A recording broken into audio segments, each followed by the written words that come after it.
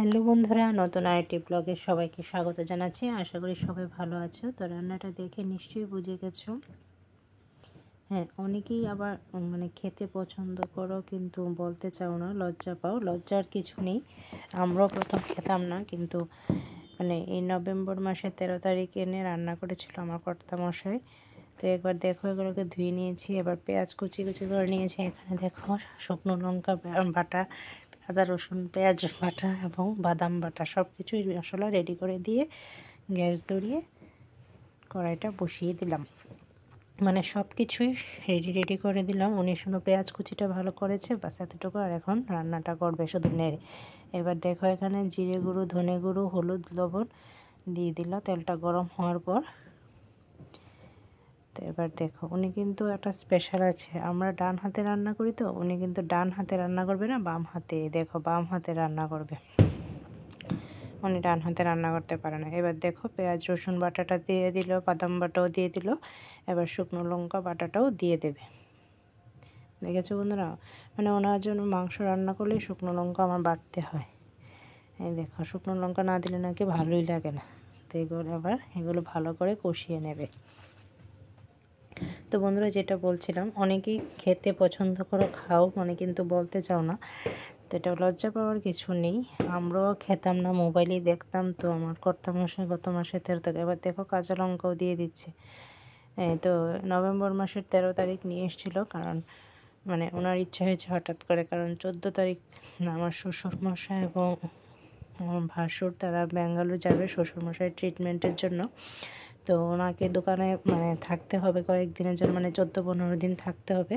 তাই উনি হঠাৎ ওইখানে লবণও দিয়ে দিচ্ছে। তো ওনার হঠাৎ করে ইচ্ছে হলো একটু রান্না করে খাবে, কারণ 14-15 দিন কোনো রেস্ট টেস্ট পাবে না, বা খাওয়ার সেই সুযোগটাও হবে না, দোকানেই থাকতে হবে।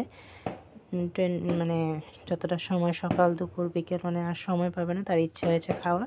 তো উনি এসে সন্ধ্যার সময় হঠাৎ করে এগুলো নিয়ে আসলো। তো এবার দেখো, পেঁয়াজ কুচিটাও দিয়ে দিল।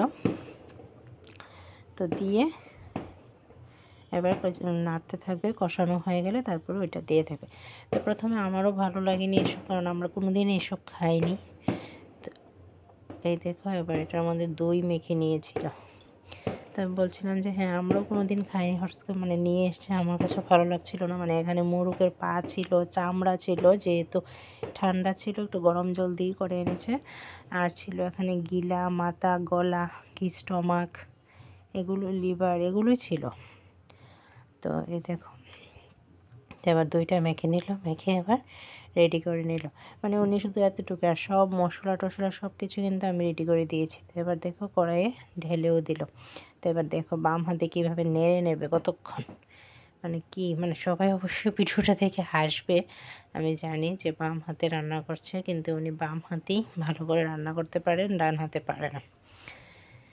তো বন্ধুরা, যেটা বলছিলাম, তো দেখো, তো অবশ্যই আমাকে কমেন্ট করে জানাবে কে কে খেতে পছন্দ করো, আবার কে কে খেতে পছন্দ নাও করো, সেটাও কমেন্ট করে জানাবে। কিন্তু যারা এখনও খাওনি, যদি খাওয়ার ইচ্ছে অবশ্যই খেতে পারো। এখন তো শীত এসেই গেছে, শীত মানেই একটু ঝাল ঝোল করে খাওয়া, তাই না? কারণ গরমের সময় তো এত তেল মশলা জিনিস খাওয়া উচিত না। তো শীতের সময় খেতে হয় একটু একটু বেশি করে। তো এই দেখো, রান্নাটা করে নেবে। তো যেটা বলছিলাম, হ্যাঁ, উনি যখন রান্না করতে আসেন না, এটা দাও, এটা দাও, ওটা দাও বলে এমন হয়রান করে না সবাইকে, কি বলবো। আর প্রচণ্ড জিনিস ভরায়। তারপর এর থেকে ভালো মনে হয় যেমন নিজেই রান্না করে ফেলি। কিন্তু না, ওনার যখন ইচ্ছে হয়েছে রান্নাটা করলো। তো এই দেখো, রান্নাটা মোটামুটি হয়ে গেছে, ফুটেও যাচ্ছে। তো এই দেখো, এখানে ভাতও আমি বসিয়ে দিয়েছিলাম। তো এই দেখো, রান্নাটা কমপ্লিট হয়ে গেল। সত্যিই উনি ওই দিন রান্না করেছিল এবং আমরা খেয়ে ভালো লেগেছিল। তো ওকে বন্ধুরা, বাই বাই।